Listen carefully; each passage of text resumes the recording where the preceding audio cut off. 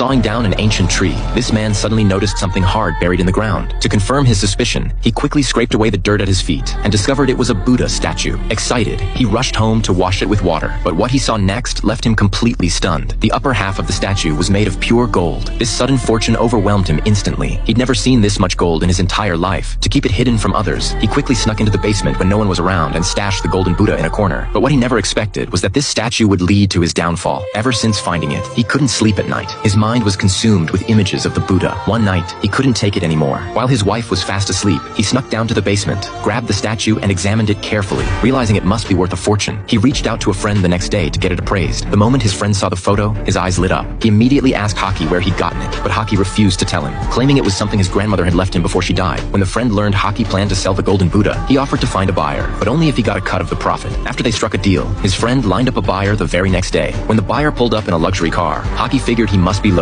He immediately pulled out some rotten fruit from his burlap sack, then rummaged around inside for a while. Finally, after tearing through layers of newspaper, he revealed the pure gold Buddha. The buyer immediately pulled out professional equipment and examined it closely, then offered 200,000 lira. Haki insisted it had to be worth way more than that, but the buyer said these things weren't exactly rare on the market. 200,000 lira was already the going rate. If he didn't like it, he could sell it to someone else. Though Haki wasn't satisfied with the price, he was broke and desperate. With 2 kids in school and bills to pay, he reluctantly agreed to the buyer's offer. And just like that, Haki went home with 200,000 lira in cash. He dumped the bills right onto the couch. His wife and daughter couldn't believe their eyes and immediately asked where the money came from. Haki explained everything and warned his family to keep it a secret. Once he had money, Haki became a completely different person. He started acting like he was rich. To pick up his eldest son from break, he even bought himself a car and planned to take the family on a nice vacation. He told his son he never had to work summer jobs again. The family stopped budgeting for food and expenses. They could buy whatever they wanted without worrying about the cost. But what Haki never anticipated was just how fast 200,000 lira would disappear. Within days, they'd burned through almost all of it. His wife told him they needed to start being more careful with money, but Haki didn't seem concerned at all. He believed there had to be more than just one statue buried under that ancient tree. His grandmother had once told him that something beneath the big tree was protecting them, so he figured there must be more Buddha statues down there. The next morning, he confidently set out to dig again. But just then, his friend showed up unannounced. Turns out his friend had already blown through his share of the money too. He figured Haki must have found some kind of gold mine and wanted to partner up. But Haki was annoyed. He had no intention of sharing his secret. After brushing his friend off with a few excuses, he tried to send him away. But his friend wasn't stupid. He said he'd come by every single day to see what Haki was really up to. That set Haki off. He cursed out his friend and sent him packing. But now he couldn't keep cutting down the tree out in the open. So he went to the market and bought a bunch of wooden boards. His plan? Dig a tunnel from the basement toward the tree. That way, he could keep searching for treasure without anyone seeing him from outside. But could digging a tunnel really lead him to more treasure?